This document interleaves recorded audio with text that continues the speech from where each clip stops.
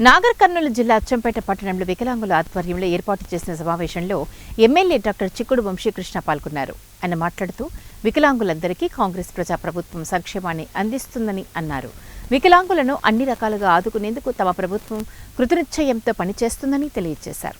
కార్యక్రమంలో municipal chairman Garlapati Srinivasulu, గ్రంథాలయ chairman Rajender, మాజీ ఎంపీ రామనాథం, ప్రజాప్రతినిధులు, నాయకులు, వికలాంగుల సంక్షేమ సంఘం నాయకులు ఇందులో పాల్గొన్నారు. అవ్వ ఆ ఇంట్లోకి అసలు ఎవరికి అర్థం కాలేదు. భయపెట్టేది అమ్మల్లాగి భయపెట్టి చెప్పడమే. అవునయ్యా ఇది పెట్టకూడదు పట్టినామంటే ఆ టేస్ట్ వేరుంటది, భయపెట్టిన దొనపలు వేరుంటుంది. అది మనం గుర్తుపడగలుగుతాం, గుర్తుపట్టలేము. కీన్ అబ్జర్వేషన్ అంటాం. కీన్ అబ్జర్వేషన్ పరిశీలనగా చూస్తారు.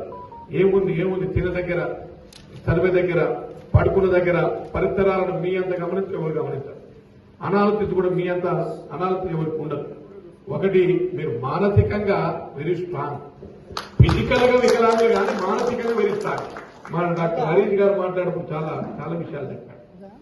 ఒకటి, నేను మీ మైండ్ లో ఎప్పుడు కూడా మేము వికలాంగులు మేము తక్కువ అనే భావన ఎవరికి రావద్దు. వికలాంగులు కూడా దేశాన్ని పరిపాలించరు.